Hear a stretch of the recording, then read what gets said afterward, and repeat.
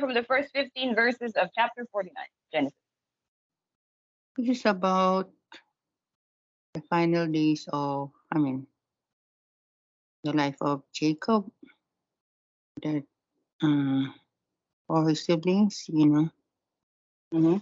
assembled themselves and listened to the father Jacob, the message on what's their future for each and every siblings.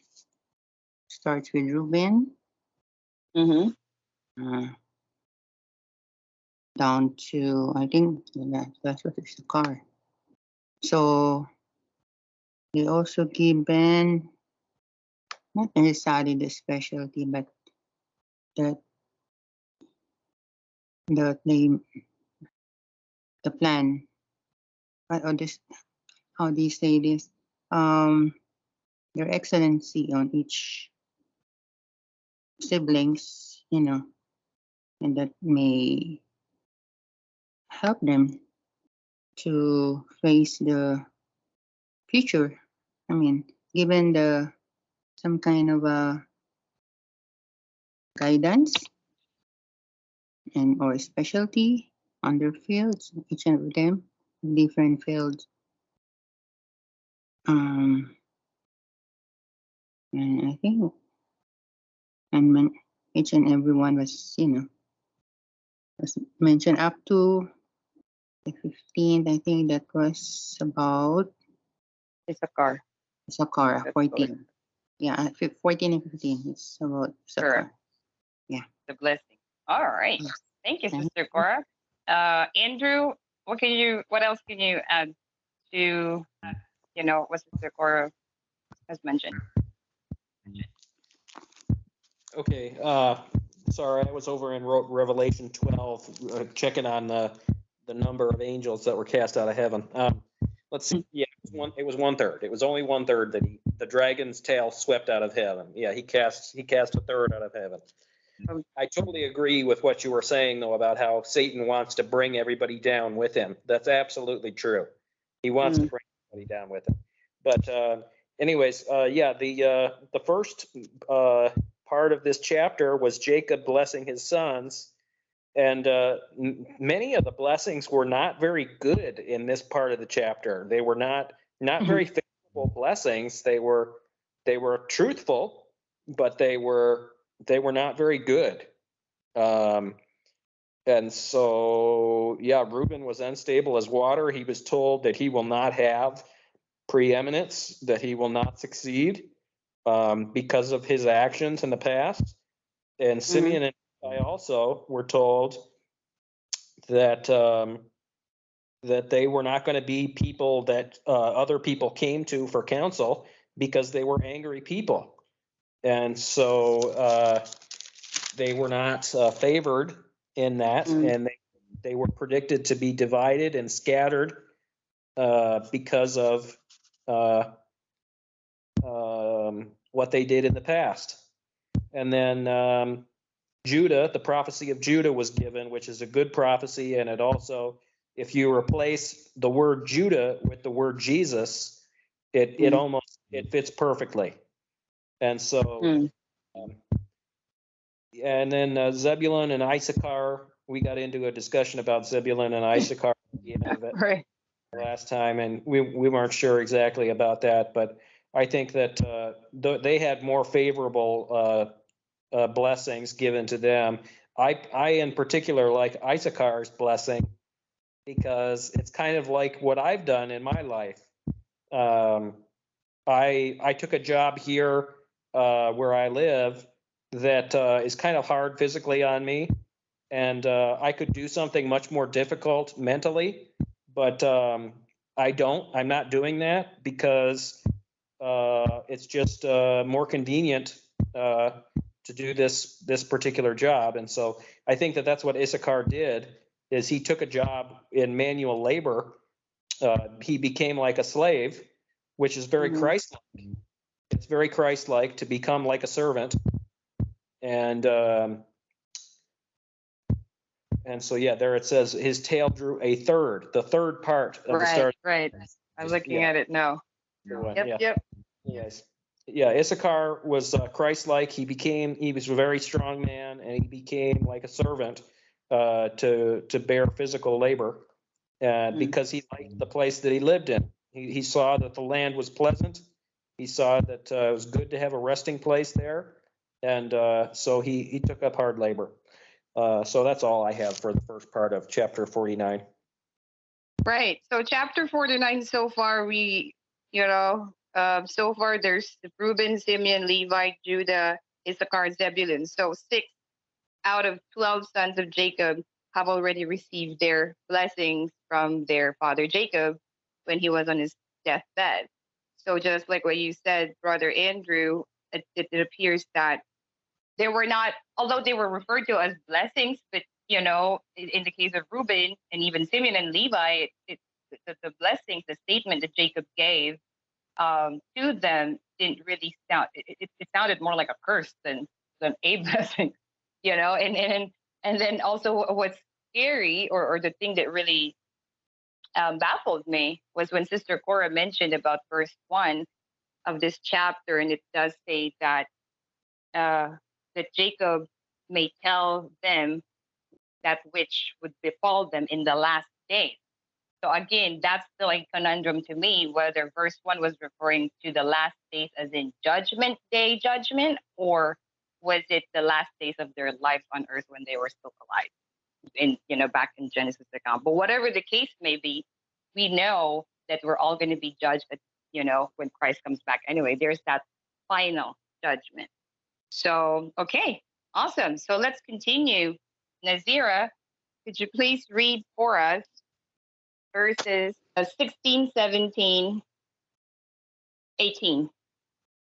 Then shall judge his people as one of the tribes of Israel.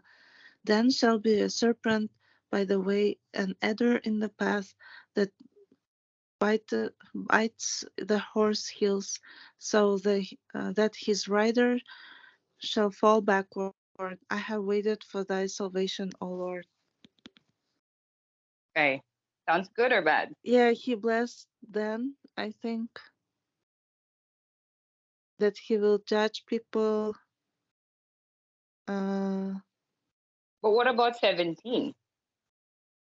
Do you think it coincides with verse 16, or does it contradict verses 16 and 18? Because I think verses 16 and 18 are pretty obvious, the representation. But how about 17? Like a 50-50 kind of blessing? Yeah, like I think then will be like protective. Yeah. If enemy will come, he can protect himself.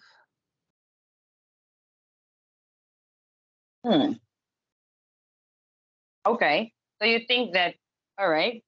I see that. I'm just a little confused with verse 17 right now. I'm curious what you guys have to say. But okay, thank you, Nazira. Yeah, So yeah, go ahead. Snake is strange. Yeah. Right?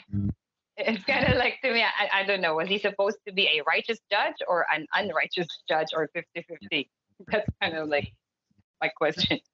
Okay, we'll see. Let's see what Andrew and Sister Cora have to say. Sister Cora, or sorry, Andrew first. What do you think? Does this sound like a good blessing or what?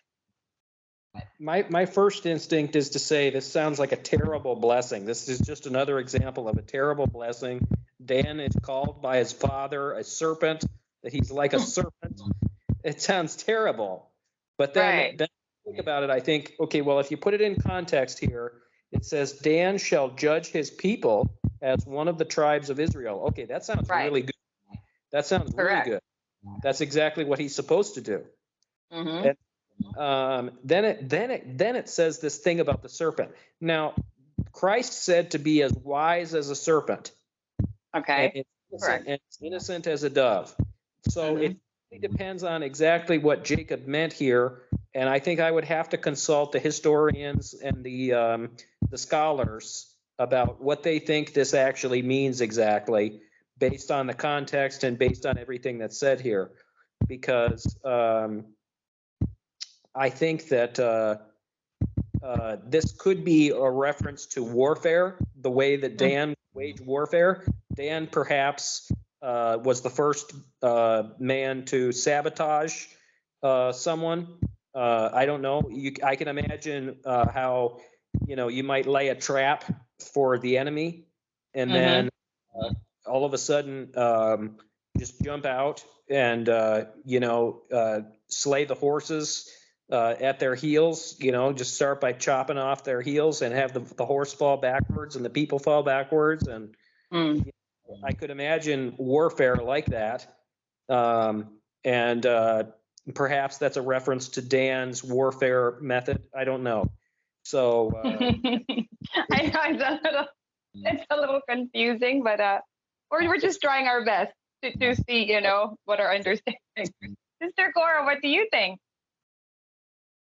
For me, it's a combination of both, because this might mean that the word given, word snake beside the fat, it's horrible because using the word snake is something, Right. unacceptable. Usually we But don't exactly. Usually anything in reference to the snake is no good. Usually that's what we have come to kind of when somebody makes a reference to a snake, even nowadays, right? It's usually, oops, that's a serpent, that's the enemy, stay away from that. But anyway, continue.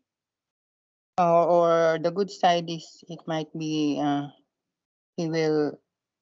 he may be of help to those who are Lost. yes, exactly. So Okay. wake up, uh, mm, wake up call to people who are lost in their path. And asleep. Yeah. So Okay. Could be. Put that. Anything else, Sister Vaughn? because in verse 18 it says, "I will wait for salvation from you, O." In our translation is Jehovah. So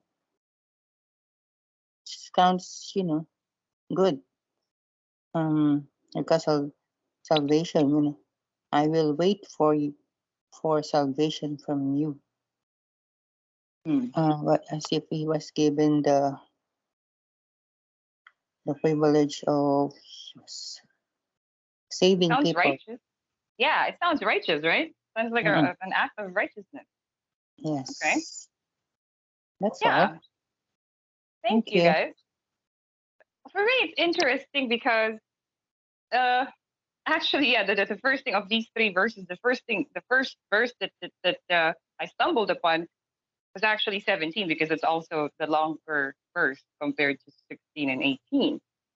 But then again, it's also in the middle. It's like sandwiched between what appears or what sounds in verse 16 and 18 are good things. So just like what Andrew mentioned, in verse 16, I don't see anything wrong about that, because actually the Bible encourages us to be, the secular world. When I was a worldly person, or even when I was, being raised in that group of religious people, I'm not going to mention who they are or what they are, but I'm saying there is always that saying that goes around, that was that you're not supposed to judge, or only God can judge me, something like that, or we're not supposed to judge, because only God has the right to judge. But then again, when I've read the Bible, when I still read it, it appears to me that the Bible says, well, hang on, we can judge, but there's a difference between, there's the question is, what kind of judgment are you going to bestow upon your neighbors, your brothers and sisters? The Bible tells us we can judge, but biblical righteous judgment, as opposed to unwise or foolish judgment, which most people in the world are, like have a tendency to do. They make false accusations, which is again breaking the ninth commandment. Thou shalt not bear false witness. So um, now that's good. So Dan appears to be given this blessing that he's able, he and his descendants of, I think, um, just like the other tribes of Israel, we don't know what those other tribes are. It doesn't say all. It doesn't say Dan shall judge his people as one of the, like all, just like all the tribes of Israel. So it could be some of them, not all 12 will be able to judge. But anyhow, that sounds good. But then 18 also is good. I have waited for thy salvation, O Lord. So it sounds like he's a righteous person who does righteous things and has been, waiting for his salvation. Oh, look at here also. I see a prophetic statement. This is a prophetic statement, in my opinion. The word salvation here means Yeshua, because again, the word Yeshua, Jesus is not the real name of Christ, the Messiah, right? His Hebrew name was Yeshua or Yehoshua. In the meaning of that in English is salvation. So if he's saying here, I have waited for thy salvation, was Jacob referring to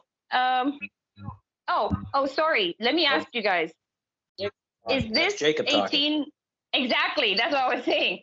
So now, if this is Jacob saying, speaking this in verse 18, like, I, Jacob, have waited for thy salvation, and he had just given the blessing to Dan, and in verse 17, it kind of appears like it sounds, more like a curse, or he is being referred to as or described as a snake. Do you think that Jacob was like saying, okay, because of Dan's fate or what's going to come to his life, well, God, please save this son of mine. Please send your salvation to the tribe of Dan because they need it. Or what? Or do you think that this is just a side comment on the part of Jacob? Now I have a second question in mind. What do you guys think? Why would Jacob I say think that? that this is where Jacob is saying, "Oh Lord, help us." He's like, "I'm waiting for you, Lord."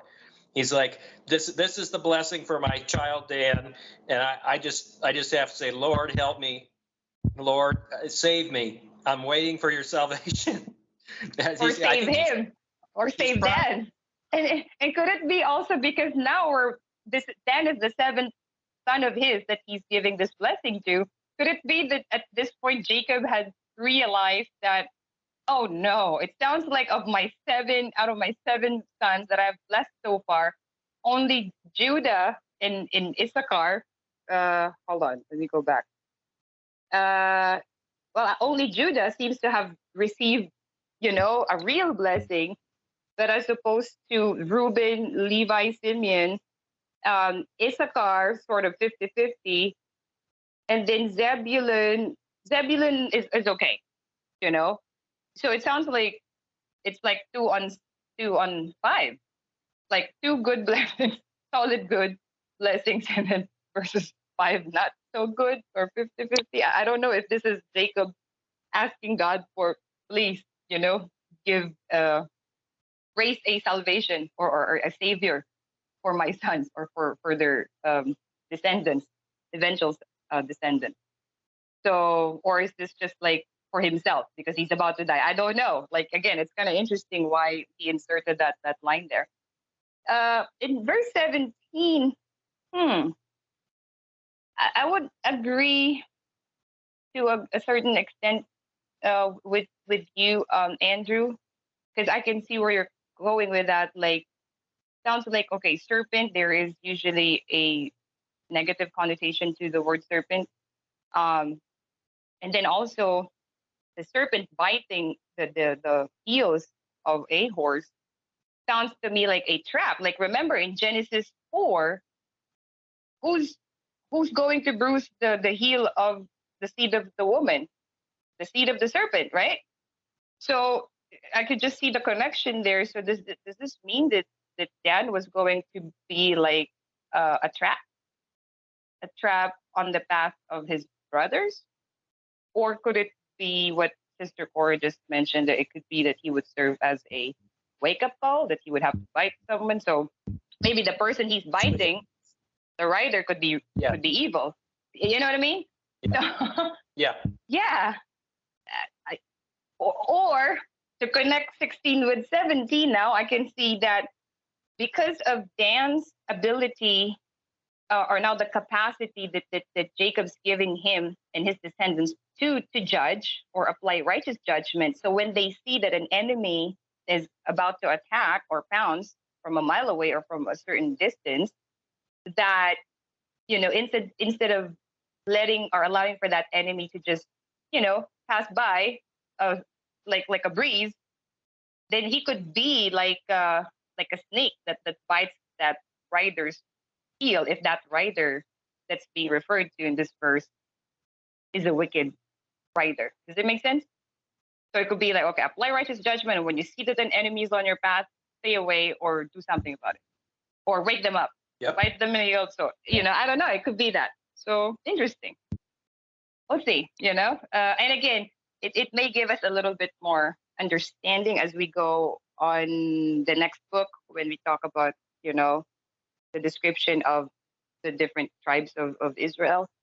That might give us a little bit more detail. Andrew, could you please read verses 19 and 20? Gad, a troop shall overcome him, but he shall overcome at the last. Out of Asher his bread shall be fat, and he shall yield royal dainties. Mm.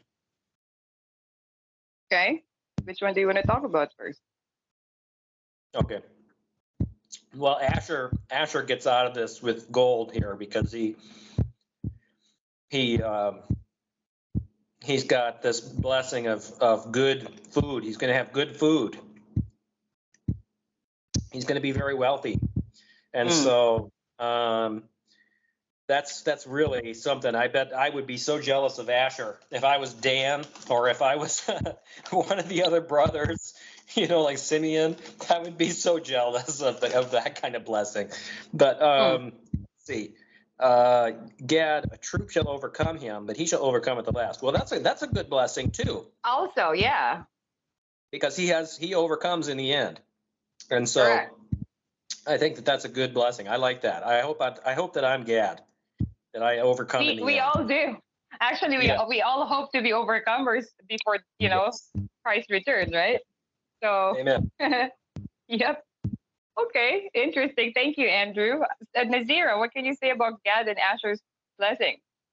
I like Asher's blessing, but God will have a lot of problems, but he will overcome. Like Asher will enjoy his life, and God will have troubles, and but will have troubles, but he will overcome. Mm-hmm. He will endure. It sounds like. Yeah. Okay, and again, if you go back, if you go over, what we discussed, what we covered last session, it will make you kind of trip a little, when you look at the blessing that was given to Reuben and Levi and Simeon. It's like, oh, what's going on here? I thought this was supposed to be blessing giving part because our father is about to die, and yet people are getting curses instead, or like I don't know. It's like bad omen or revelation for them. But interesting. Sister Clara, what can you say about Gad and Asher's blessing? On the side of God,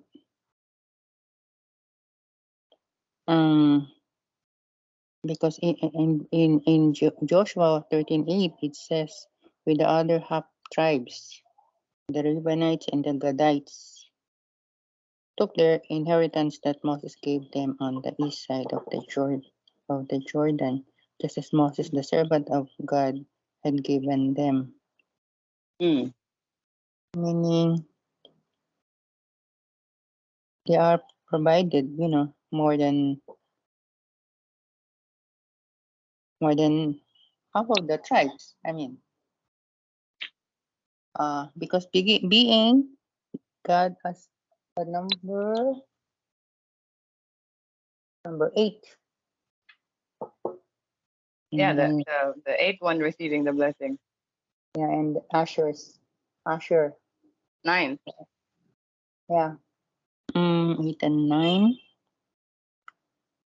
have almost of the same we call does it shall we call it future or power to be of that position, pro- food provider. Which To the one? point, Ash.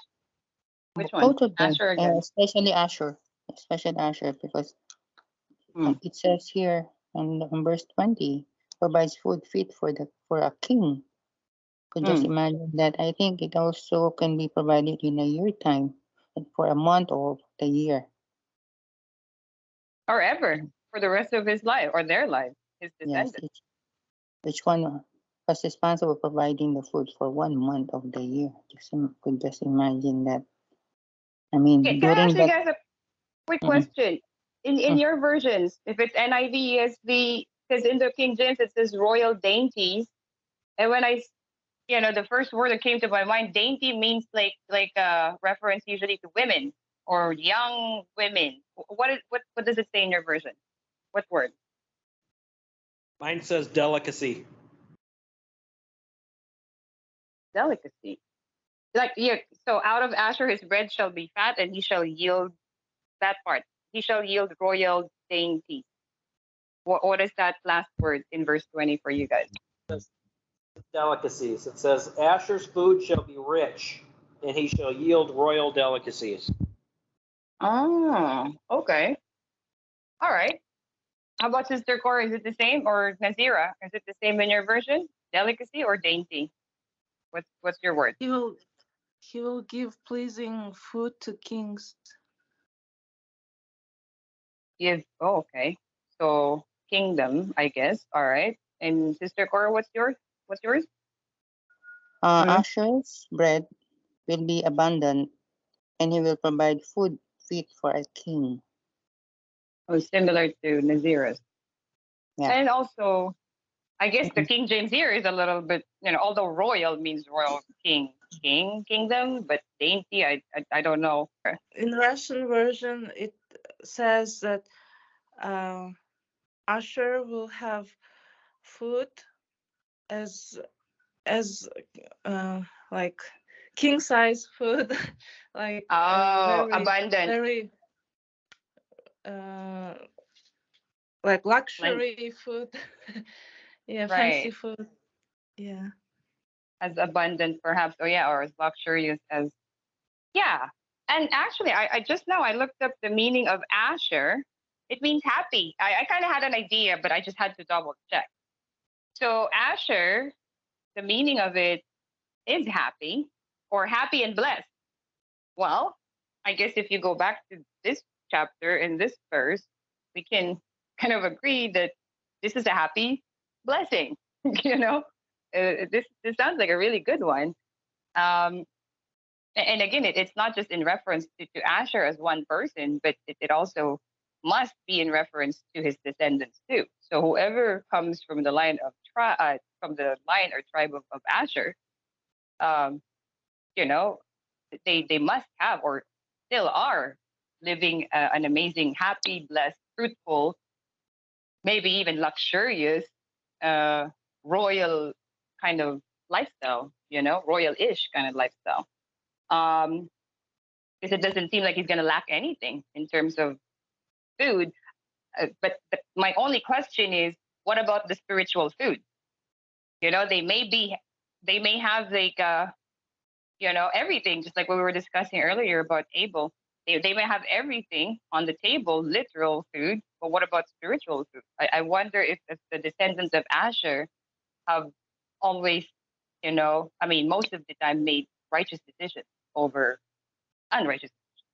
Now for Gad, yeah, it's like 50-50. So he will have challenging days, good days, and then he will also have, I mean, he will have bad days, but he will have good days. And the good part is no matter how many, sounds to me like no matter how much he in throughout the course of his life and his descendants' lives, no matter how much they they get challenged or tempted by the enemy, it sounds that from this blessing that they will be able to defeat the enemy or conquer the enemy instead of allowing for the enemy to take over.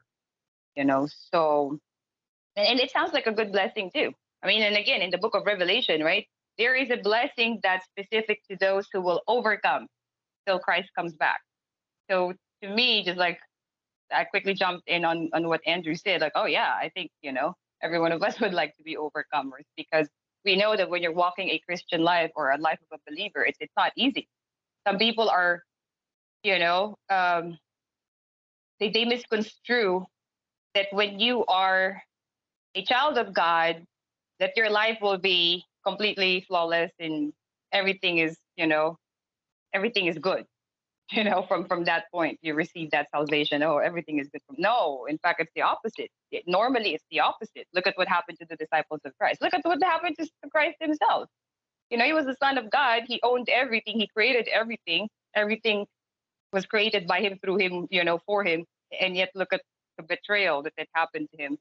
But then again, ultimately, Christ overcame, and so we must also strive to be overcomers because there is like I said, special reward to those who will overcome. So no matter how many times we get tempted in life, we have to do our best to say the lines that Christ said to Peter. Remember, get away from me, or get behind me, you Satan. He said something like that to Peter, because not that he was referring to Peter as Satan himself, but the spirit of Satan was in Peter at that time when he spoke those words, because he was trying to talk Christ out of his crucifixion. He was trying to impede it, or like, no, don't go, don't allow for yourself to be crucified, something like that. So Yeshua's reaction was like, get behind me, Satan. So yeah, Sister Cora, it's your turn. Please read for us the blessing that was given to Naphtali and Joseph, 21, 22, 23, and 24. Yeah. Naphtali is a slender doe. He is speaking words of elegance. Joseph is the upshot of a fruitful tree by a spring, whose branches extend over the wall. But the archers kept harassing him and shot at him and kept harboring animosity against him. And yet his bow remained in place, and his hand stayed strong, agile. This was from the hands of the powerful one Jacob, from the shepherd, the stone of Israel. Amen. Nice. Amen. Nice. I like that. Okay. What do you think? In as far as Naphtali is concerned, just based on the footnote here, it's under Deuteronomy 33, verse 23, that Naphtali, he said, Naphtali is satisfied with the approval and full of blessing of God. Take possession of the west and the south. Mm-hmm. You're referring to who? Naphtali? Yeah. Okay. As far as Joseph, on the Deuteronomy 33, verse 13, 17, that of Joseph he said, may this land be blessed by God with the choice things of heaven, with dew and the waters from the springs below. With choice things produced by the sun and the choice yield each month, with the choicest things from the ancient mountains and choice things of the enduring hills. So what is it in your own word? because of what he done in the past, to be in spite of all the challenges, sufferings, difficulties, and still stick on the faith to God, and even he tend to just to people who made wrong to him, just give it all to God for him to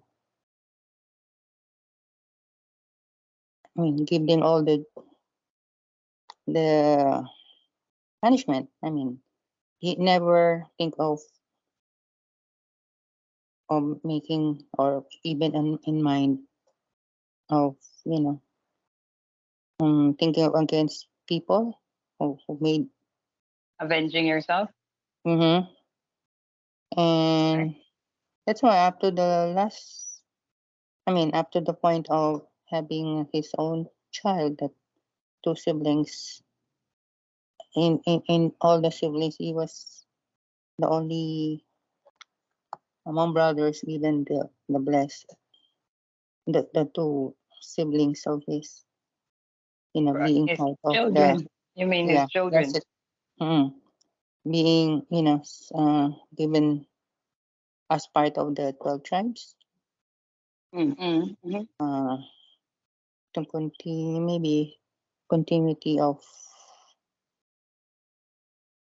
what, maybe what Joseph done and did in the Because he was past. a good son. He was a good son. It's a So you see, bless. when you're a good child, Mm-mm. you get a lot of blessings. And he was given the double portion because the Yeah, firstborn double. Yeah. blessing that was supposed to have been given to Reuben, who Yes. was skipped because he slept with one of his father's concubines. So that blessing was given to Ephraim and Manasseh.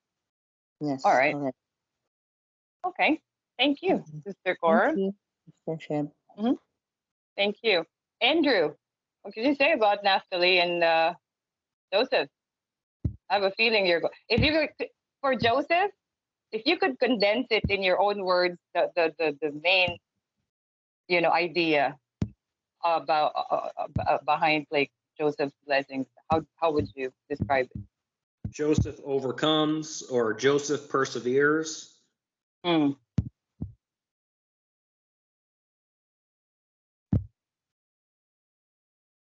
And Naphtali? Naphtali, my translation says something different than yours. It says Naphtali is a doe let loose that bears beautiful fawns. Hmm. Doe is a It's, female deer, right? Hind yeah, also, I think, is another word for doe. Okay. What do you think that means? well, the first part is similar, but the second part of it is not. So Can you read the second part again? my second part says that bears beautiful fawns. Oh, or like offspring, right? Yeah. Beautiful offspring. Okay. So try to connect the dots there. If you could connect the King James and your version, what do you think is the bottom line here? Well, I guess he's a smooth guy, I guess. I don't know. Maybe that's what it's meaning there, that he's a good speaker. He's a good speaker, I guess. He's a smooth speaker. Uh-huh. And I guess that would lead to maybe perhaps, relationships and such that produce offspring. I don't know. I guess that would be the connection possibly that needs to be there if those two things are to be reconciled. But I don't, again, I would consult the historians and the scholars to know for sure, like on BibleHub.com, scroll down and read the commentaries and just see what exactly was that supposed to mean, because I think it probably would have some insight on that. I would like to do that. I would like to check to see what they Sure. intended by some of these things that they say here. Speaking of Bible Hub also hosts a ton of different versions. In fact, if you just type down, say, a chapter, book, chapter, and verse, it will direct you to a page where it will show you that verse in different translations. You have the Berean, the King James, the NIV, ESV, everything. It's a host of many things. Even I believe it has a Strong's Concordance section too, Bible Hub, if memory serves me right. So it's a good site to check out. Okay, how about Joseph? Do you have anything else to say about how amazingly Jacob has blessed Joseph? Um, Yeah, well, one of the things is this is one of the names of God here, the mighty one of Jacob. Right. I didn't remember that one. That's one of the more obscure names of God. Like, well, yours says the mighty God of Jacob, but that's still a name. That still is a name. Mine says the mighty one of Jacob, and then it says from there is the shepherd, the stone of Israel, which is a reference to God. Yeshua. Yeah, or Christ. Yeah. Mm. And, so that's notable. And yeah, I think it's notable that it says that he was made strong because God made him strong, not because of any efforts of his own. And, he was able to survive a very difficult battle. And Right. it's also notable here that the word blessing actually refers to like bearing a burden in your knee. It refers to like bearing a pain or bearing a burden, a physical weight in your knee. Yeah, and so it's notable that a lot of these blessings don't really sound all that good, but they are still indeed blessings because they're burdens that have to be borne. And those burdens, I think, probably helped them all reach salvation because, like Paul wrote in his letter to the Corinthians, he says that suffering produces perseverance. Right. Or I was going to say controversy produces character. Yeah, it produces character, it produces patience, and those good things happen because of the suffering in life. And now also I wanted to point out that a diamond is the hardest. I was just going to say that on the rough. Yep. Yeah, the diamond is the hardest material, and the only way to polish a diamond is to find something that's at least equally hard. And so you take the bort, which is basically a diamond that is not going to be used for jewelry or something like that, and you polish it with the bort, and so you have this unbeautiful thing that's really kind of ugly looking thing, polish the beautiful looking thing, the diamond, to make it shine and to make it bright, precious, shiny, and beautiful. Yeah.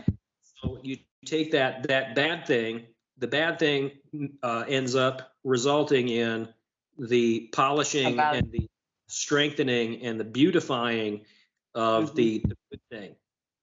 Right. And so the bad circumstances that we have in life and the difficult circumstances and the life is producing good things in us. Absolutely.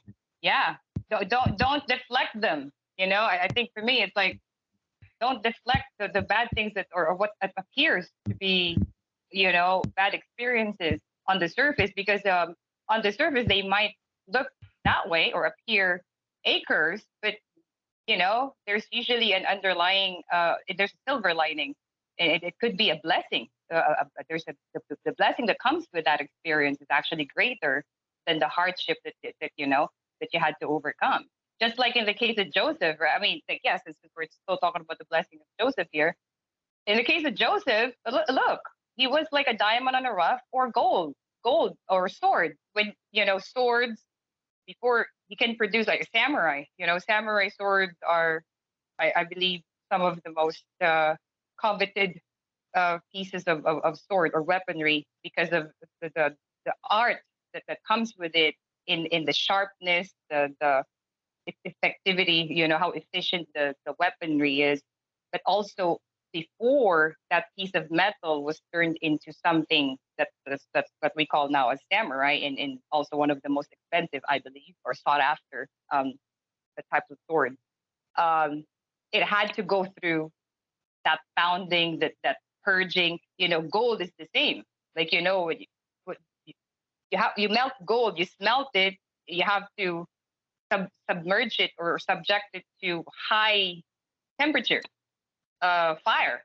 In diamond, actually, what I've heard about diamond is because diamond, as they say, is the toughest mineral, the hardest mineral, and the only other mineral that could polish it is another diamond. In fact, that's what I heard.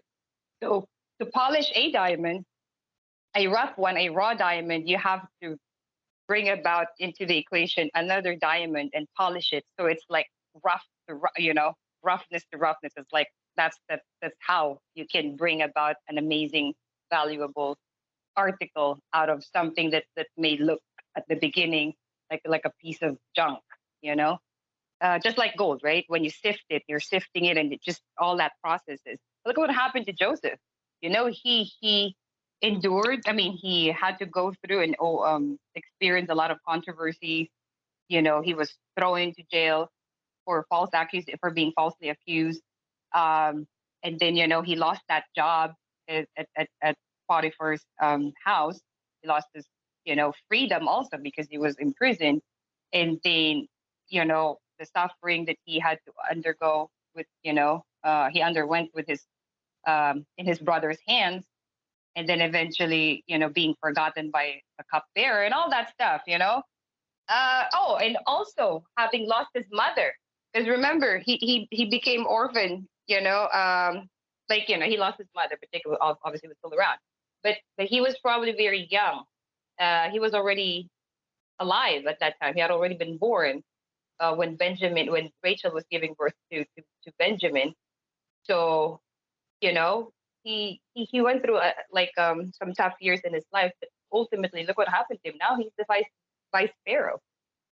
So I guess if we are to interview Joseph one day, one of the things that I would ask him, which I already can expect what his answer would be.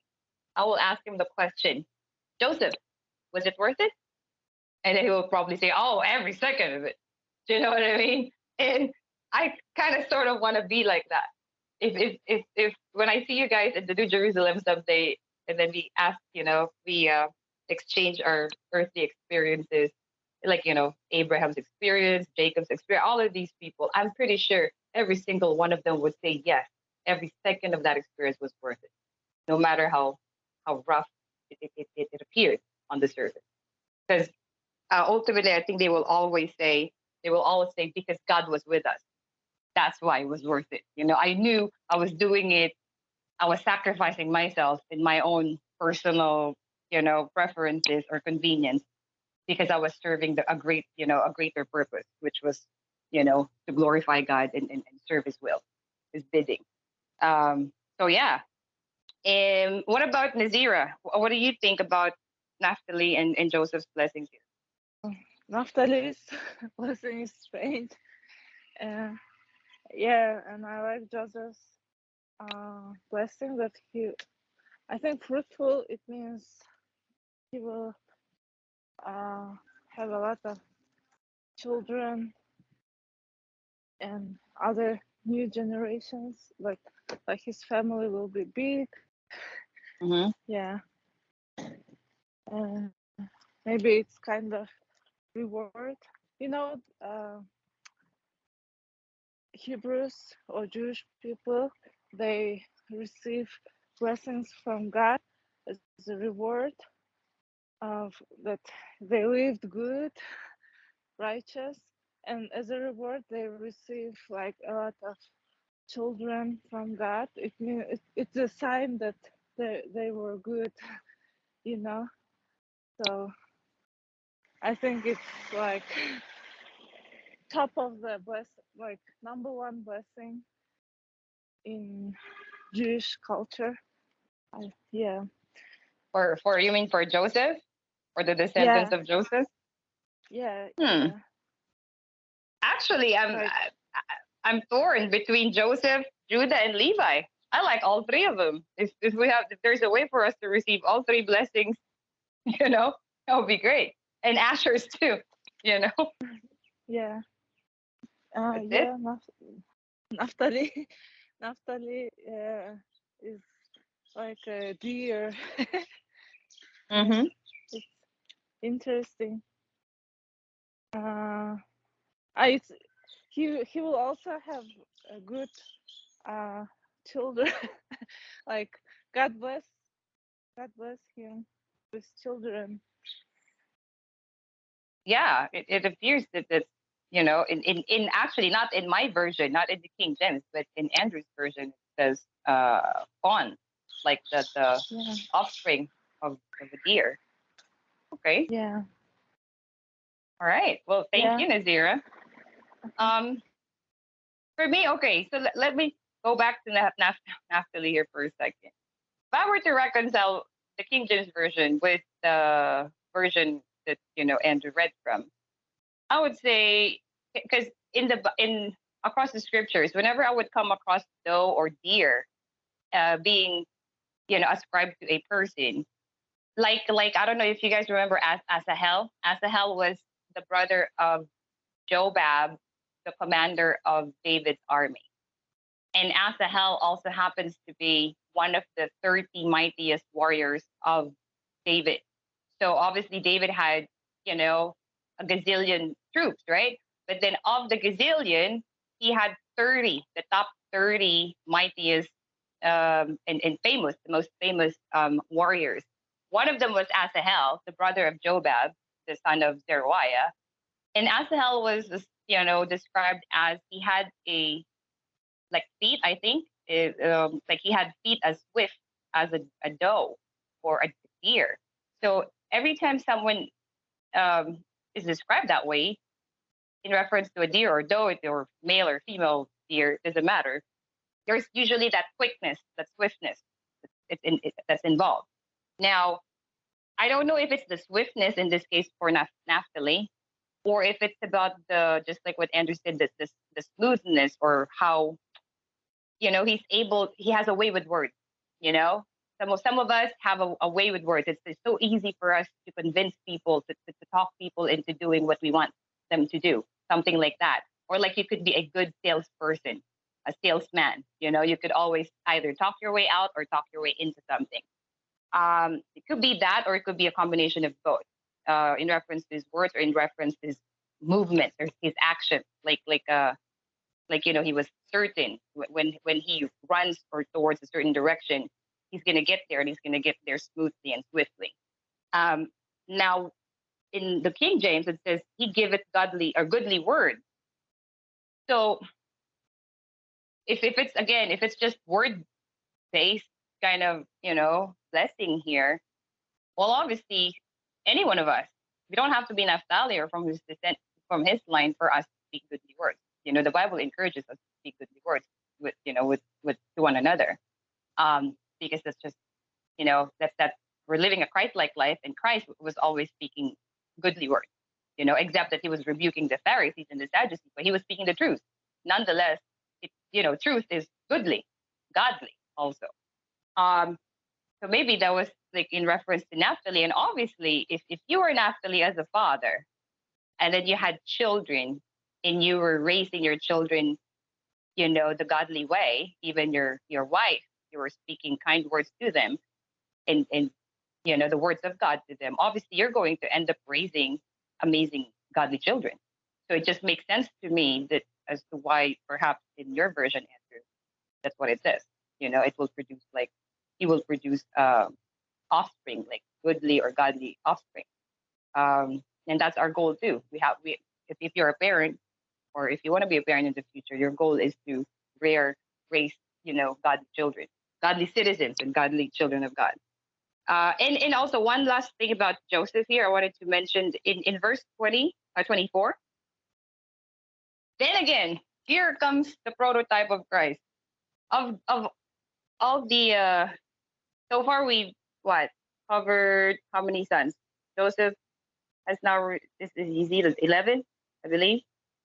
The 11th son who's received the blessing from Jacob. Of all 11 of them, the only one specifically mentioned in reference, with God in the verse, in verse 24. The mighty God of Jacob in my version, in your version, Andrew, it says the mighty one. But if you look closely, I'm just gonna highlight that. All right. Look at the King James. you can see that God, God, capital G, it's in italics.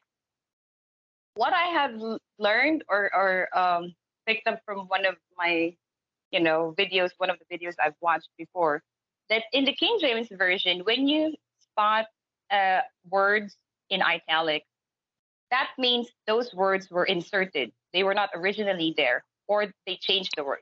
They replaced it. So I guess I don't know exactly what the original manuscript says. It could be God, or it could be one, the mighty one, like in your version. What version is that, Andrew? What version Bible do you have? The English Standard Version. ESV. Yeah. So it could be that's the accurate one or closest to the Hebrew, or I don't know, because again, it's obvious that in the King James it's in italics, God. So, but whatever the case may be, this was in reference to God of Jacob, the father of Joseph, who was giving him the blessing. So it appears to me that of the 11 sons, Joseph was the chosen one closest to doing godly things, like being probably the most righteous son of Jacob, of all 12 of them, even including Benjamin. Even though, and probably some of you guys, including Nazira, you're probably thinking, okay, so then why was Judah selected to, why was Judah's line selected to be the line, where the Messiah would come from? Well, my guess is just as good as yours, because it appears that if Joseph was, embodying a lot or depicting a lot of Christ coming, or, his character, why was it not Joseph, who was, who got selected for the role of being the father of David, the father of Yeshua? That I don't know. But it's a pretty good blessing here, obviously. And look, I think that the blessing that was given to Joseph by Jacob, the description here, 3 verses just on Joseph, is kind of like the extended version of Gad's blessing. Gad has 1 verse, so that he will have troubles, but then he will overcome. In the case of Joseph, there's a little bit more description. So it appears that the first half of it says, or the middle part of it, it says that, people will hate him or persecute him, but then his bow is strong. And his arms, look at, I like this, and the arms of his hands were made strong. So just like what you said, Andrew, it's not of his doing, but somebody made it strong or made them strong by the hands of God, which is the God of Jacob. And in verse, verse 22, this is, I believe, we could find a parallel passage from Matthew or one of the gospel books in the New Testament, because here it says Joseph is a fruitful bow, or in other words, branch, even a fruitful bow or branch by a well. So well, spring, water, Christ is the living water, whose branches run over the wall. So Christ, I believe, was the one who did mention in one of the gospel books about, I mentioned last session about if you're from the cultivated olive tree, but you're not producing fruit or yielding fruit, good fruit, then God is going to pluck your branch, and then He will throw you into the fire because you're fruitless, you're useless, But then if you're from the non-Israelite community or Gentile community, which is the wild olive tree, if you're producing fruit, God will pluck you from that tree, and He will put you or graft you onto the olive tree, the cultivated olive tree. So it sounds like Joseph is like that, This is again in connection to what Christ, said. It's like God. It's like Yeshua quoted from this chapter, from this verse specifically. So yeah, Joseph was very blessed. He was a very blessed man because he was also very humble and very godly and very righteous. So it pays to be a godly servant of God and a godly son to his father Jacob too. Hence all the many blessings. All right, cool. So now let's go back to Nazira again. Let's see, 25, 25 and 26, still about Joseph, or still on, it's a continuation of Joseph's blessing. Nazir, could you read 25 and 26?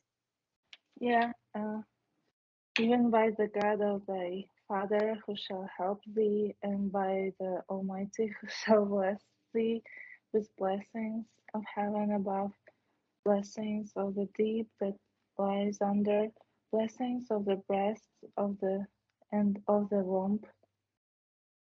The blessings of thy father have prevailed above the blessings of my progenitors unto the utmost bound of the everlasting hills. They shall be on the head of Joseph and on the crown of the head of him that was separate from his brethren. Sister Cora, what can you say about these two verses? Very awesome. I mean, just imagine giving the blessing the heavens above, the blessing of deep below. Oh. Hmm.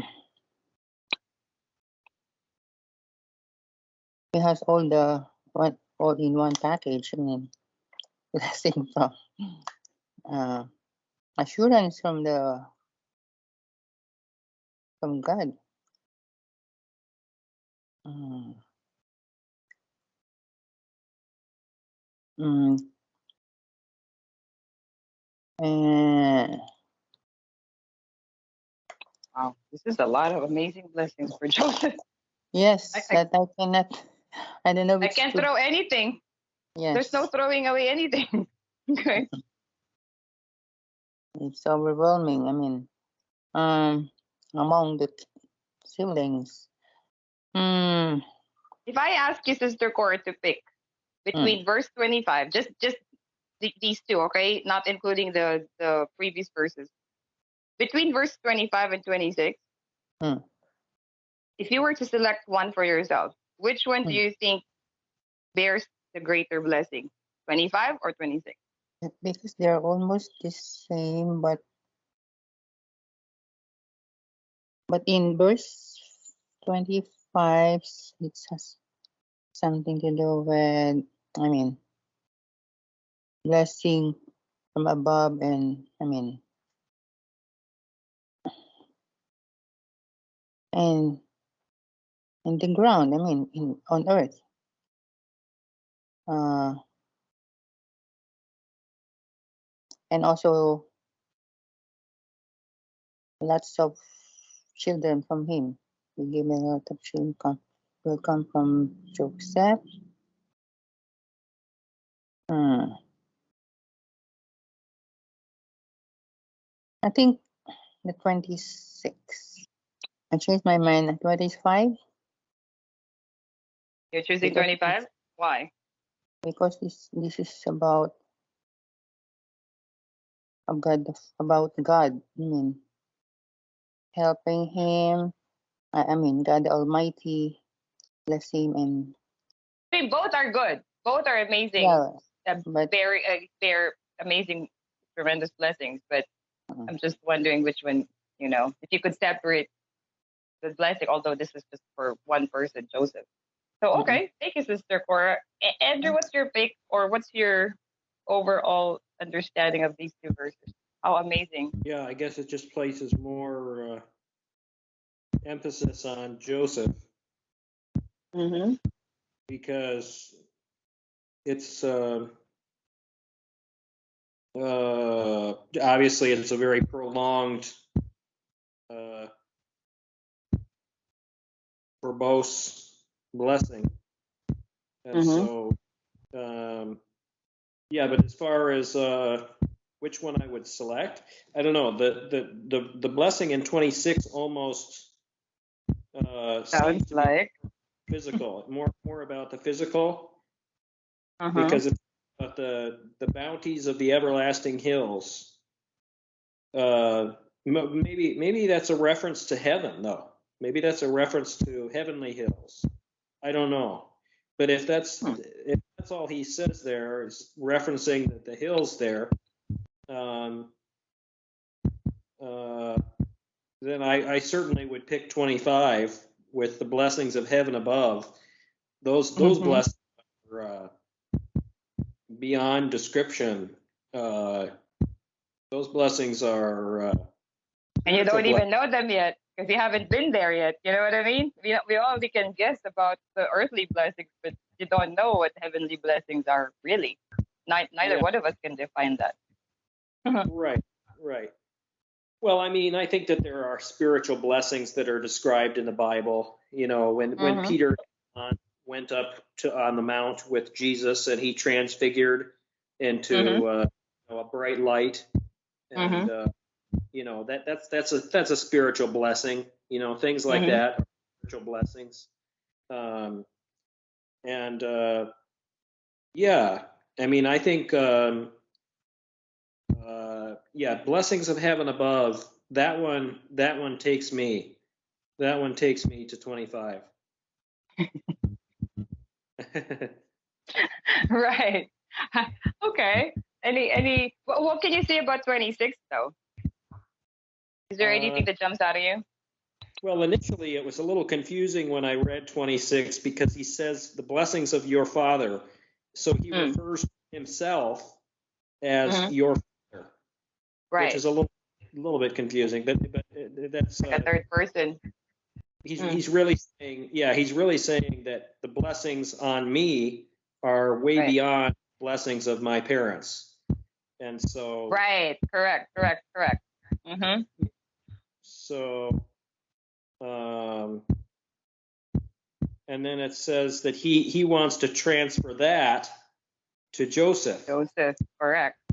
Yeah, which is a very big, that's a very big blessing, I guess. Mm-hmm.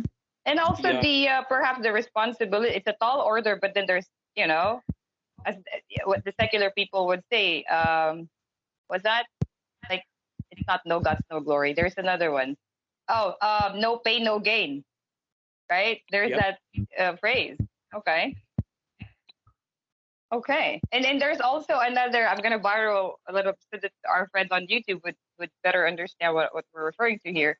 There's also that I'll borrow that line from was it Spider-Man? When Spider-Man was told, with great was that with great power comes great responsibility. So it appears to me that in verse 26, it's an amazing blessing because as you said, it's like Jacob was transferring or bestowing the blessings he was given by God, which actually was greater than what his ancestors or progenitors received, in comparison. Um, and then he's transferring that blessing that God gave him to Joseph, which was amazing, because later we will be told that Jacob, lived a long, fruitful, blessed life, so that's great. Actually, the latter part of verse 26 is, the crown part, and on the crown of the head of him that was separate from his brethren. Again, we're still talking about Joseph, and I can see Christ here because Christ was separated from his brothers, wasn't he? Um, like before, during, and even after his crucifixion. So before the main event, the crucifixion, he when he was put on trial, he got separated. He was like sort of kidnapped or taken captive, right? And then he was trialed, and then he did that all by himself. Neither one of his disciples were able to do anything. And actually, he himself told, was it Peter who took the sword from one of the soldiers, and then he slashed the ear of one of the soldiers, and Christ healed that ear of one of the soldiers, and then he told Peter or one of the whoever that disciple was, he said, "Do you not think that if I go and cry out to pray to my Father, do you not think that my Father could not send like a battalion of angels to rescue me, but don't do it. You don't do that. I need to do this. Let me fulfill what I need to fulfill, what I came here for. So just let it be. Um, so he got separated, and then on the stake or on the cross, he was separated, like, even from the Father. That's why he said, Father, Father, why have you forsaken me? Right? And not just the Father, but the people, because everyone left him, but the people, his followers were watching, uh, everything from a distance. But neither one of them tried to help or anymore after that Peter incident. And then after, when he resurrected, he got separated too. Until now, we're separated from him, sort of, physically. But then he will come back, just like Joseph got reunited with his brothers eventually. We will also be reunited with Christ someday when he comes back. So I'm thinking, was Jacob referring to the Messiah also here? Is this a prophetic verse or line? And then verse 25. Oh man, this is amazing. It's like the blessing from the heavens above, and then blessings of the deep that lieth under. So what earthly and what lies underneath the earth, and then blessings of the breast and womb. So what, like parental blessings, other kind of human earthly blessings that he could receive from people, similar to Joseph. Remember, everywhere Joseph went, he always found favor in the sight of everyone. The Potiphar, the Pharaoh, his father Jacob. The only exemption would be his brothers because of that um, jealousy, and then obviously the wife of Potiphar. But then again, in prison, right? He became, in charge of the inmates. Sort of. He was placed there in that position by the prison warden. So I feel like that's a tremendous blessing. If I were to choose between the two, I probably would. It's hard. It's tough because if verse 26 is in reference to the Messiah, that crown is the crown of life that the book of Revelation talks about. I would like that too. But then at the same time, I don't know. I guess just because I'm not sure whether 26 is prophetic and in reference to Christ or not, I would have to choose 25 also. Sounds like up and down and left and right, all the blessings that come, could come from any of those directions, he would receive, which is awesome. What else could you ask? And then obviously in the verses prior, it says that God the Almighty, the God of Jacob, was always going to be with him to protect him, to help him in verse 25 also. So awesome stuff. Nazira, you ready? What's your pick? 25 or 26? So I would choose between 25 and 26. I think 25 is about, Adam and Eve blessing, like to be fruitful, yeah, like about food, and also fruitful, like about children, and I think it's very attractive, very good blessing. And 26 is like he is telling, like, you are chosen among your brothers, you are unique, and other thing. It's like kind of you were anointed for something special, yeah, comparing to your brothers, and it's kind of blessing of your ministry, special ministry, special job in your life. And I think I like to have blessings, but I'm also motivated by the need, by God's plan. I want to be part of God's plan and serve and other things. So maybe I would choose second, but I'm happy that Joseph got most of the blessings. Yeah, That thank right? you. Okay. So what? You're choosing 26, not 25? Yeah, but I would choose both of them. Yeah, If you could, if there's an option, right? yeah, Because in the case of Joseph, he did not have to choose. He just got all of that amazing goodness. Um, yeah. okay. All right. Well, interesting. I would, because there's only one more son left, Benjamin, at this point. But due to time constraint, we'll have to um, go to Benjamin to find out what Benjamin's blessing in the rest of, if there's any other final group blessings that Jacob might give all his 12 sons, at the same time, just before he passes away. But for now, let's talk about the verses that we've covered. Sister Cora, final thoughts now. What can you say about verses 16 all the way now to Joseph in verse 20, 26? It is about sons of Jacob are given the blessing and the guidance. I mean, the the guidance or how to deal with their future, and as far as they're given the good and the bad side of every. I mean, as a support, from the grandfather, for them to be aware of, and and also as if they also be aware of their specialty and where they are blessed, you know, on the each of their field.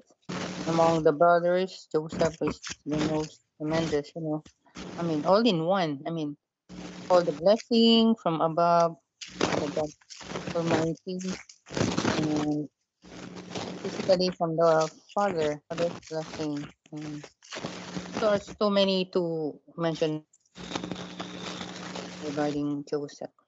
I'm gonna save my follow-up question because I was going to ask you guys to pick if you could pick one son of Mm, Jacob, mm. which one. But I think I'll do that because we haven't yet, um, done or covered Benjamin's blessings, and also, yeah, okay. Levi already got his, but when it comes to him being, there's no mention. You guys, did it occur to you as to why Levi being the eventual Levitical priest line is not mentioned yet or at all in this chapter?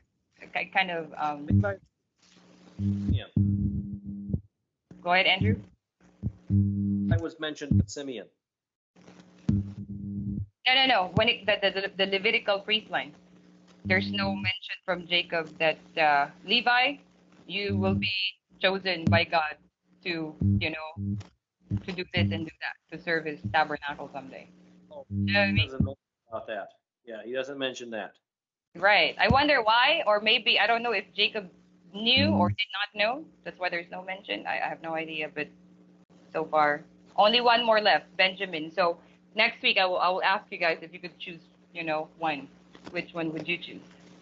And also, the brothers are very fortunate that they have their grandfather, making blessing direct to them. And that's how I wish I saw my grandparents, but fortunately they're not. And then because a lot of things to mention regarding Joseph as the blessed one among the We, siblings. I'm sure we will talk about him again next Yeah, session. yeah, please. Yeah. For sure. Okay. Thank you, Sister Cora. Nazira, all the 11 verses, which one stands out to you the most? Of course, Joseph. I like Joseph's blessings. Um, yeah, that also, and also, how to say 24, 24, you will be bow that did not shake. Yeah, you will be the bow, like the, I don't know, The bow. the It's like a bow and bow. arrow, for archery. Yeah, you will be an arrow. Yeah, yeah, Hmm. that not will shake. And um, I think the blessings were really overwhelmed in different spheres. Yeah, so I really like Joseph's blessing. They Yeah, would. I want, yeah, I want all of them. Oh, all of them, including Rubens and Simeon's. I don't think you would want those because those do not sound appealing at all. Actually, I wonder Yeah. if Reuben and Simeon and Levi at this point were actually gloomy. You're so generous, with your blessing for to Judah and Joseph, but you have the rest of us. It's like we're just getting, the breadcrumbs instead of the loaf itself. Do you know what I mean? Because it seems like when it came to Judah and Joseph, Jacob just gave it all. Like, and Asher also, he was fortunate enough to receive an amazing blessing too. But look at the difference between Judah and Joseph and the rest of them. The description is too obvious. Like, just how tremendously Judah and Joseph have been blessed in comparison to their brothers, which only got like 1, 2 verses at most. So, Andrew, how about you? Are there any lessons that we can glean from these? I think the major one is that many of the blessings were things that most people would associate with something bad. You know, it's called a blessing, but it's not good. It's like it's hard to explain. It's like it's the idea that God gives something to them that's not really favorable so that they can have the most important thing in life, not so that they can just live well, but so that they can live spiritually well, desiring to be with God, desiring to be with him, desiring to depart from this body. I think is a blessing. And so it's kind of one of those catch 22s, I guess. That's the overarching lesson that I think of when I read these pages, is that over and over again the word blessing is used, but the blessing is not what you might think. It's not always, well, you're going to have lots of money and Right. you're going to have lots of kids and you're going to have Cattle and servants. yeah, you're going to live for a long time. You're going to live for a very long time, and you're going to have lots of good food. It's often not that at all. It's often more something like, listen, you're unstable. You're not going to do well. You're going to have a hard time, and then you're going to die. And so I think it's good. It's true. And that's why I love the Bible. And that's why I think a lot of people don't like the Bible, because it's true. And it's not easy to accept the truth sometimes, but I think that it is true. And I think it's good, because I think our hope should be in heaven. When you consider the things that happen on a daily basis down here on the earth, we really got to have our hope set on heaven. We can't have our hope set on, like marriage, for example. I would love to get married, but it's like, you can't have your hope set on marriage, because it's so unpredictable what's going to happen just in a 24-hour period. You can't know what's going to happen. I agree with what Zira said. As far as Joseph goes, I prefer his blessing, and I like the blessing. Have that blessing, and have all the blessings. Really doesn't make sense. It's kind of counterintuitive, it's counterintuitive to want all the blessings because it's like, well, you're going to have a lot of hard times. But, Jesus predicted that. He said that you will have tribulation in this life. Right. But he said, take heart, for I have overcome the world. Mm-hmm. So, take heart. Even though Paul was promised imprisonment when he was traveling, he was promised chains and beatings and humiliation, when he was traveling around. But he did it because of the hope of the gospel. The hope of the gospel was so strong in him that he set a great example for everybody about what life really is.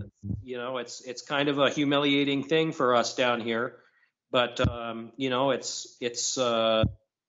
we have an amazing hope. We have an amazing hope in the future, and that hope can drive us forward to do amazing things. We can do amazing things down here that are really good, very powerfully good things. Like what you're doing here, I think you're doing a very powerfully good thing here with this ministry, Chevy, and I hope that you continue in your work here. I'm very blessed. I pray God will continuously bless us, this ministry, because this is His. Everything belongs to Him. So, yeah. Amen. Well, thank you so much. Actually, a lot's been said, and I agree. When it comes to blessings in general, right? There's always that. Of course, we believers, Christians, or children of God, we believe that blessings could be a combination of spiritual and earthly physical blessings, right? So there are things that God has already ordered for us to reap and enjoy while we're still here on earth, the temporary world. But there is also that eternal blessings. Number one of them on that list is our salvation. That's eternal because no one can steal that from you. So what? Like somebody will die for you so that you would be saved. Even if someone tried to do that, that's not going to yield any fruitful results because that person who died for you is also a sinner. It would have to be a sinless man, or that's why Christ had to do it himself. Now, I like that you mentioned that spiritual and earthly. You see, in the case of David and Solomon, for example, and even Abraham, and perhaps even Noah, Enoch also, with the exemption of the disciples and also Daniel, right? Daniel, Isaiah, Jeremiah. These are the other children of God, prophets, with big missions or commission to do certain things, either not just to be good role models or prophets in their generation, but they suffered tremendously. The disciples, it's just like what you already, I'm not going to repeat what you've already, how you describe the lives of the disciples, particularly when Christ left, when he resurrected, that's when, boom, it's like just mostly persecution, for the life of the Apostle Paul. When he was, and didn't he say that he was a Pharisee from the line of Benjamin, right? He was a Benjamite Pharisee. It appears that when we talk about the Apostle Paul's life, before he got converted, when he was a Pharisee, he probably was on top of the chain. He was on top of the food chain or the hierarchy, of their Pharisee or Sadducee kind of, clergy or ordained whatever group. But then, as soon as he got converted to the real faith and relationship with God, as soon as, that whole Damascus, on his way to Damascus experience took place, that's when, the bad stuff, the bad experiences started taking place for him. That's when he started getting persecuted. He people, attempting or actually did stone him. He got imprisoned and all that stuff. And same for the disciples.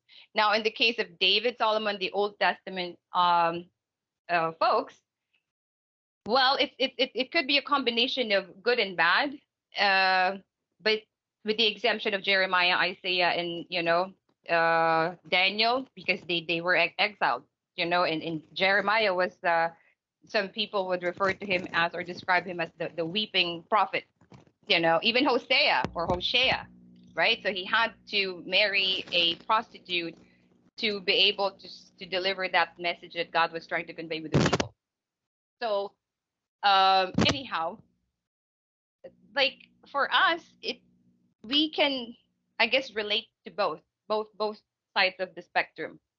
On Earth now, if you're living a comfortable life with a roof on above your head, food on your table, with a job, a decent one, I mean, whatever, it pays the bills, and all that stuff. That's your earthly blessings already. You're already God, just like he did with David and Solomon. He allowed for David and Solomon to experience that royal life, life of being a king, how it's like to live in a palace, how it's like to sit on a throne, how it's like to do this, just be blessed, even with wives, right?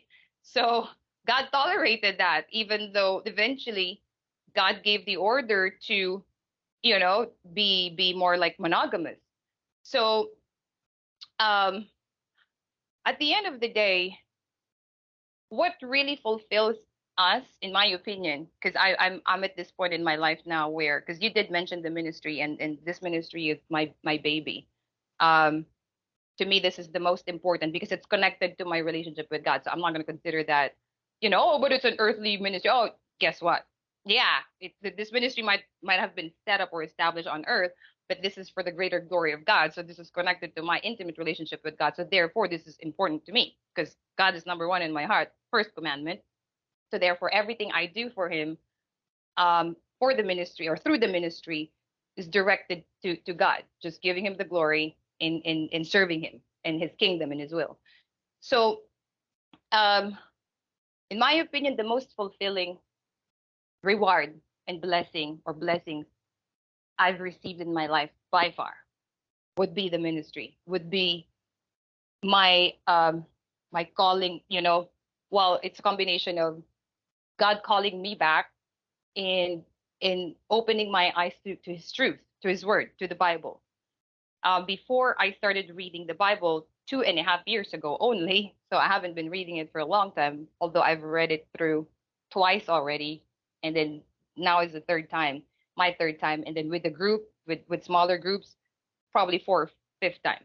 So, and I still do it every day. I continue reading every day. Anyway, when God allowed me to repent or to realize all the mistakes I've done in the past and blessed me with the opportunity to connect, to reconnect with Him in His ways, in His terms, not my terms, in His terms, and then eventually, being a part of the ministry now.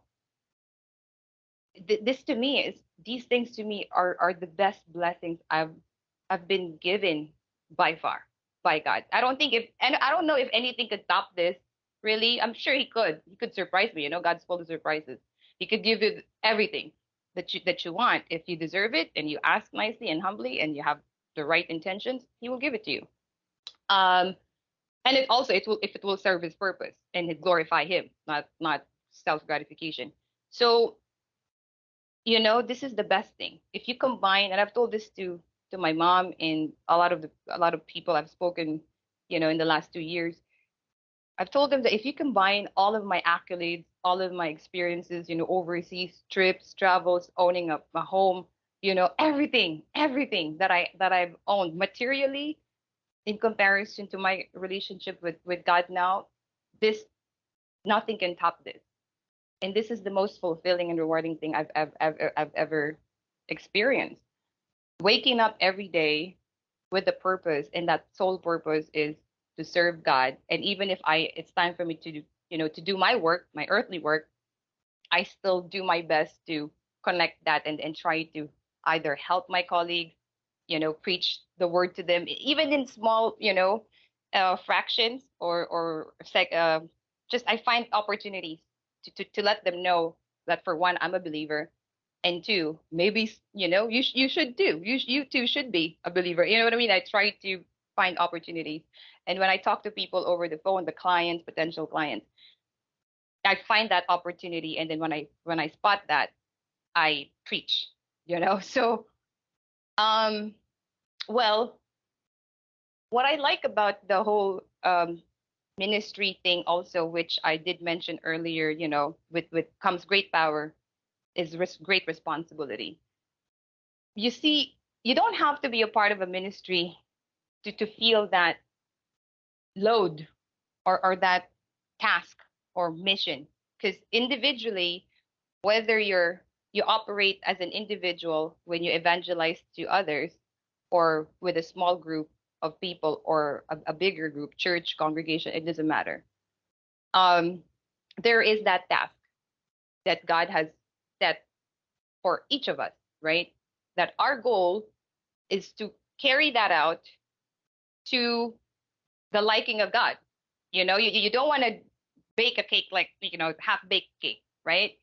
Um, so I always pray to God nowadays that whatever He puts in front of me as my mission for that day or for the remainder of my life, let, you know, may He bless me and equip me with everything that I need. And may I, in response, commit to it 100%, that I'm not baking the cake, you know, half, like, you know, it, or like I'm not presenting a mediocre kind of result. Um, and so for the rest of you guys, or all of us Christians in the world, you just gotta find that task, that mission. You know, not everyone obviously is called to be a preacher or to be a minister or to be a pastor or whatever, you know. Some people would refer to that as a higher calling. Okay, sure. But in my opinion, every single one of us has some kind of a higher calling. It just depends on how you look at it, you know. What others consider as garbage or minor, others might consider that major. Just, you know, if you're a poor person, if you're homeless, if you're given $100, that to you is like $1 million. But if you give $100 to a millionaire, that $100 won't make much sense. I already have $1 million in my bank account. What's this 100? It's like one. It's like penny or nickel to them, you know. So it really depends on how you value life in your relationship with God. Because if your relationship with God comes first, then essentially you will put everything, like sweat and blood and tears, to everything that you do for Him, not just for yourself, but for Him and for His people. So this ministry has cost me lots of sleepless days and nights, or a combination of both. Has made me skip my meals, endure, you know, super chronic migraine attacks, which you guys never knew about because I've never mentioned. You know, like right now I'm okay, but there were times before when the enemy, I felt like, was attacking me, trying to, you know, just bring my energy down, and I was in tremendous pain, or even stomach pain, or some kind of other pain, but you guys didn't even know. You couldn't even tell the difference, and that's the part where I overcame the temptations of the enemy. Um, I've never been crucified yet or beheaded, of course, just like the disciples were. But I'm saying the enemy will try to impede or obstruct your progress in both small and great things, great ways. But I think one of the keys is strengthen your relationship with God, trust Him with all of your heart, mind, and soul and strength. First commandment, and love Him, trust Him, everything. He will take care of you, just like what Jacob's, you know, giving the blessing to Joseph here. He will protect you. He will help you. So help you, help in what way? In all ways. You know, there's no limit to God's power. There's no limit to His providence. There's no limit to what He can give you. Unfortunately, we human beings, we are the ones who limit ourselves and the blessings that we get from God. And in James, I don't know which chapter in the book of James in the New Testament, it says, you have not because you ask not. So in order for you to have something in life, even though God already knows what we need, he probably wants to hear it from us still. Just like if you have children or a child, you know that your child wants candy or lollipop, for example.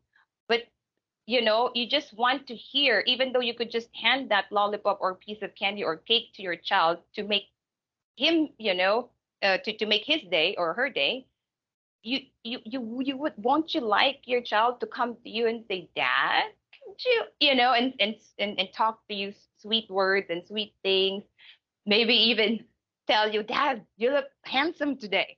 Mom, I think you're losing weight. Hey, could you get me a piece of cake or something like that? And God knows when we're playing with him, when we're playing him, I mean, when we're fooling him.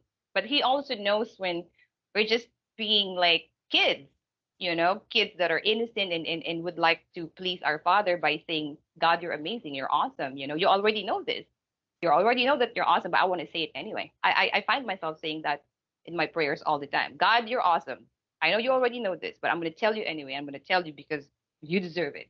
You deserve all the glory. So when you strengthen that walk, relationship, faith in God, the rest becomes manageable. I won't say easy, but the rest of the controversies, the attacks, temptations, they just become manageable. Would they disappear? Do they disappear? No, they don't disappear. In fact, the enemy will keep, hunting you down, devouring you, especially if you have a mission that he knows you're fulfilling for God. Um, you're no exemption because Christ was tempted 3 times too in the wilderness, and in connection to what Andrew said about the blessings and the disciples and whatnot. Christ himself said, don't store up riches on this in this world where thieves could steal them or moths can decay them. Store up riches in heaven, heavenly riches, because no one can steal that from you. There's a vault in heaven. It's like a huge safety vault that when it's there, God is going to protect that. But the things, the money, the jewels, everything that we value so much and protect with our lives here on earth, they're vain. They're all going to disappear. You came to this world naked and you will leave this world naked. To the dust, from the dust you were taken, to the dust you would go back. That's part of Adam's curse. And that's part of our curse as human beings being a descendant of Adam. So, um, you know, you have we have to humble ourselves just like Joseph. Yes, you may be given great wisdom, great knowledge, like Solomon, riches also, and fame. Also, David was given that. But then again, ask yourself all the time, who am I doing this for, and why? Are you doing it for yourself, for your parents, for your husband, wife, your children, or are you doing it for God? And why? Your follow-up question should be, why are you doing it for God? What are you trying to achieve? Are you trying to do things for God so that He would reward you? Or you're just doing it because it's the right thing to do? Even though there's no promise of blessing or reward, he would do it anyway. Just like the disciples, they were being persecuted, but they kept doing it and overcoming, enduring, because they know the ultimate price or reward is their salvation. And reuniting with Christ again, whom they walk side by side with, they would like that experience again, and for all of eternity. So yeah, there's so much more I can say, but I guess I'll save that for next session when we get to the rest of this, the end of this chapter. All right. So ask God to give you the mission, because I'm pretty sure you already have one. If you haven't yet discovered it, ask God to give you greater signs, like billboard-sized signs to show to lead your way. And once you've come to that understanding what your mission or missions are in life, then you have to make a decision quickly. Are you going to say yes, commit? Are you going to be, and when you commit, are you all in or 50%, 50-50? Sometimes yes, sometimes no. Does it depend on how you're feeling right now? Does it depend on whether you woke up late or woke up early or what? Or are you going to make it a priority? Because when you prioritize something versus the things you don't prioritize, trust me, 100%, your next course of action or action would, be determined by how you're, but what your main goal is. If something is priority by whatever, the case may be, you will always find the will. But if it's not your priority, trust me, you will always find excuses. That's what happens. And I hope that in this ministry, or all the people listening on the internet, we hope that you put God as your priority, number one commandment. And, you know, one of my favorite verses is, seek ye first the kingdom of God and his righteousness, and all these things shall be added unto you. Amen to that. That's one of the best scriptures in the Bible, in my opinion, because that basically narrows everything down to one amazing verse, that if you put God first, he'll take care of the rest for you. You don't have to worry about anything. You don't even have to worry about the details. He'll make it happen. Okay? But you have to do your part. Nasira, would you be willing to say our closing prayer? Yeah, sure. Dear Lord, we are so thankful for this day and for Sister Chevy, that you provided us your word. And yeah, it was nice to read all the blessings from Jacob to his sons. And yeah, we will also learn how to bless our uh, new generation, our children, future children, and also disciples, spiritual children. And yeah, it's really important. And I want to also just praise your name, that you provided all of this story, that you were with Joseph, you were with Jacob. Yeah, and just teach us how to be faithful, how to also, not for the reward, but to praise your name, to praise your work in our lives, and just to be depend on you. Yeah, we just bless our day, the end of the day or night, and give peace and shalom. In Jesus' name, amen. Amen. Thank you so much. Spasiba Bolshoy. Andrew, would you read the priestly blessing for us? Sure. The Lord bless you and keep you. The Lord make his face shine on you and be gracious to you. The Lord turn his face toward you and give you peace. Shalom. Amen. Amen. For our weekly Bible study sessions would be Tuesdays and Fridays if you're in Canada and the United States, or that part of the Americas, even Latin America if you're from there. That's 7:30 p.m. Central Time. Wednesdays, Saturdays if you're in Asia and the Pacific, including, I believe, Australia and New Zealand also. Just maybe 5 or 4 hours behind Manila and Hong Kong time. And then also, again, please like, subscribe, and share the links to our videos, our recorded Bible study sessions weekly. And you could find them on YHWH apostrophe at Seven Stars Ministry. And please write your email or emails to YHWHS Seven Stars Ministry at gmail.com. And once again, may the knowledge, wisdom, all the amazing stuff that we acquire and we've acquired from today's Bible study session bring guidance, protection, and blessings unto us all and our loved ones always. Thanks so much for joining us today and for participating, and we'll see you again. Thank you.